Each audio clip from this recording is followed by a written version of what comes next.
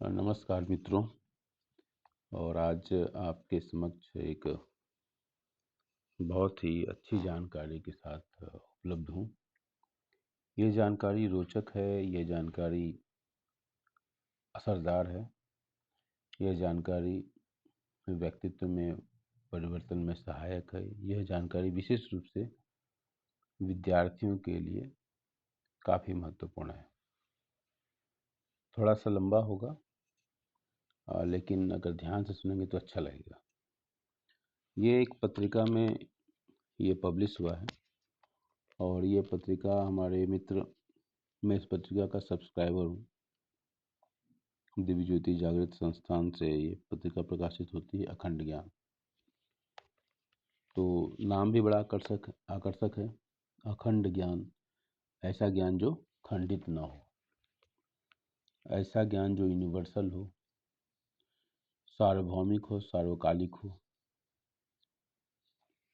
और कालातीत हो। इन सब शब्दों का अपना एक बड़ा महत्व होता है।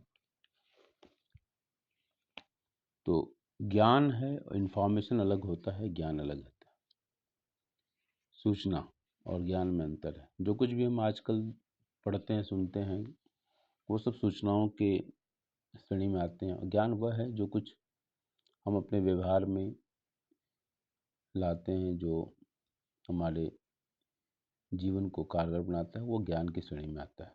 मतलब कहने का मतलब है, जो कुछ भी हम पढ़ते हैं, सुनते हैं, लिखते हैं और बहुत कुछ भूल जाते हैं, भूलने के बाद जो बचता है, मतलब जो व्यवहार में हम ला पाते हैं, वही हमारा ज्ञान है। शॉर्ट में हम कर कैसे कर सकते हैं। सफल जीवन के सूत्र। यह कौन सा बड़ा प्रश्न है। सुबह आँख खुलने से लेकर रात तक हम अपनी शक्ल, पहनावे, रंग रूप के बारे में हमेशा सोचते रहते हैं। जैसे आज क्या पहनूं, यह टाई अच्छी लगने लगी है, चोटी बनाऊं, जूड़ा या बाल खुले छोड़ दूं। मुझ पर यह रंग ज़्यादा फबता है ना। मेरी त्वचा और बाल आजकल रूखे सूखे क्यों दिखते हैं। नाना प्रकार के प्रश्न हमारे जेहन में आते हैं, अलग अलग जेंडर के अनुसार। इस तरह से दिखावटी वेशभूषा के विषय में सोचने, फैसले लेने में हमारा समय, ऊर्जा और धन खर्च होता ही रहता है। लेकिन समाज में कुछ अनूठे सफल लोग हुए हैं, जिन्होंने अपनी इस बाहरी पैकेजिंग को इतना ज़रूरत से ज़्यादा महत्व नहीं दिया है। जितना हो सका उतना सहज सरल ढंग अपनाया। सन 2012 2012 की वैनिटी फेयर पत्रिका में अमेरिका के राष्ट्रपति ओबामा बताते हैं, ओबामा को अब हम सब जानते हैं, आप देखेंगे कि मैं अक्सर स्लेटी या नीले रंग के सूट ही पहनता हूँ। ऐसा इसलिए ताकि मैं इस विषय में रोज रोज निर्णय लेने की सिरदर्दी कम कर सकूं और जिंदगी के ऊंचे फैसलों के लिए अपनी ऊर्जा और समय बचा कर रख सकूं। ये कितनी बड़ी बात है। और मैं आगे कुछ प्रकरण आएंगे जहाँ पर मैं बच्चों को कुछ बोलता हूँ, वो भी बहुत मैच करता है। क्या खाना है, क्या पहनना है, जैसे छोटे छोटे फैसलों पर मैं अपना समय नहीं लगाना चाहता। आपको भी अपनी निर्णयात्मक ऊर्जा को महत्वपूर्ण निर्णयों के लिए बचाकर रखना चाहिए। फेसबुक के सीईओ और संस्थापक मार्क जुकरबर्ग का भी कुछ ऐसा ही मानना है। टुडे को दिए गए एक साक्षात्कार में उन्होंने कहा, मेरे पास एक जैसी 20 स्लेटी टी शर्ट्स हैं। मतलब मैं हर दिन एक ही जैसे कपड़े पहन लेता हूँ। ऐसा क्यों? क्योंकि सफल लोग अपने कपड़ों, बालों या शक्ल से लोगों का ध्यान आकर्षित करने की परवाह नहीं करते। वे तो अपना सर्वश्रेष्ठ देकर हर पल कुछ बेहतर करने में लगे रहते हैं। उनके लिए श्रेष्ठता की परिभाषा कुछ ऐसी होती है, don't focus on being the best in the world, focus on being the best for the world.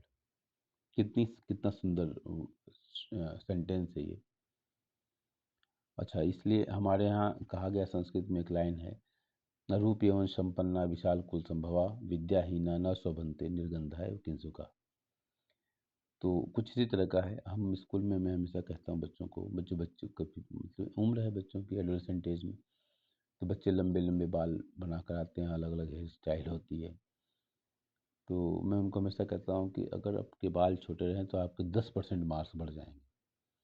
कहने का मोटो यही है कि डेविएशन से बचा जाए, और इस उम्र में डेविएशन तो वाकई अपने पीक पर होता है। भारत में एक ऐसे ही श्रेष्ठ व्यक्तित्व हुए जिनके जीवन का भी यही आदर्श था। दरअसल यह उस समय की बात है जब भारत में अंग्रेजों का शासन था। खचाखच भरी एक रेलगाड़ी पटरी पर दौड़ी जा रही थी। यात्रियों में अधिकतर अंग्रेज थे। उन्हीं के बीच एक डिब्बे में एक भारतीय मुसाफिर गंभीर मुद्रा में बैठा था। सांवले रंग और मझले कद का वह यात्री साधारण वेशभूषा में था, इसलिए वहां बैठे अंग्रेज उसे मूर्ख और अनपढ़ समझ रहे थे। जैसा कि हमेशा ब्लैक स्किन वालों को अंग्रेज समझते थे, उसका मजाक भी उड़ा रहे थे। पर वह व्यक्ति किसी की बात पर ध्यान नहीं दे रहा था।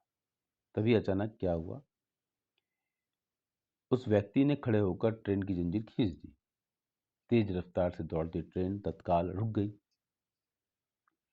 सभी यात्री उसे भला बुरा कहने लगे। थोड़ी देर में गार्ड भी आ गया। उसने पूछा, जंजीर किसने खींची? उस व्यक्ति ने बेझिझक उत्तर दिया, मैंने खींची है। कारण पूछने पर उसने बताया, मेरा अनुमान है कि यहाँ से लगभग 1 फरलांग अर्थात 220 गज की दूरी पर रेल की पटरी पटरी उखड़ी हुई है। सभी हैरान।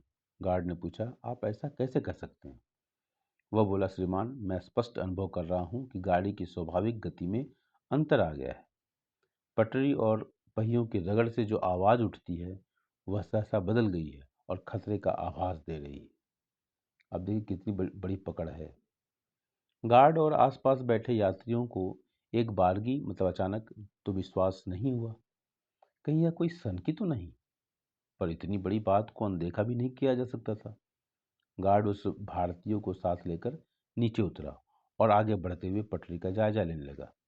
सच में जब 1 फरलांग दूरी पर पहुंचा तो दंग रह गया। वास्तव में वहां पर पटरी के जोड़ खुले हुए थे। नट बोल्ट अलग अलग बिखरे पड़े थे। तब तब तक दूसरे यात्री भी वहां आ पहुंचे। आंखों देखी पर कैसे विश्वास न करते। जो कुछ सामने दिखाई दे रहा था उस पर विश्वास करना सबकी मजबूरी थी।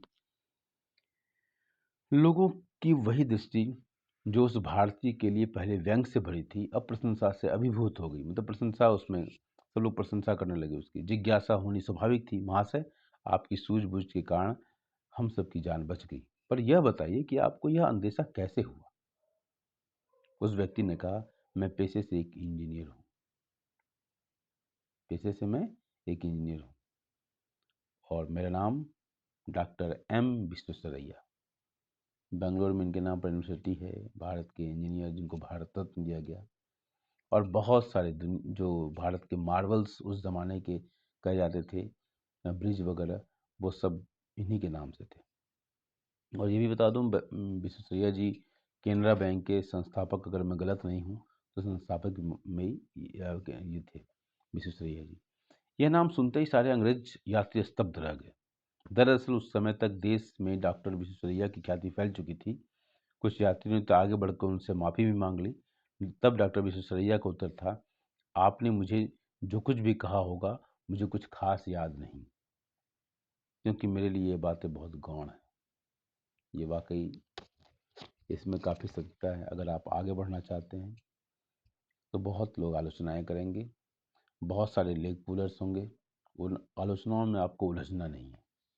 हर व्यक्ति के अंदर क्षमता है, हर व्यक्ति के अंदर ऊर्जा है, किंतु जब हम दूसरे की आलोचनाओं से इतने प्रभावित हो जाते हैं कि अपनी ऊर्जाओं को सही दिशा में नहीं लगा पाते, और उसका परिणाम होता है फेल्योर, फेल्योर और फेल्योर।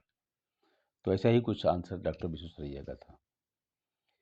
अब निर्णय स्वयं कीजिए, अक्ल बड़ी या शक्ल। एक सजा संवरा सुंदर व्यक्ति आपके सामने बैठा है पर व्यवहार से बदसूरत है, या समाज के लिए किसी उपयोग का नहीं।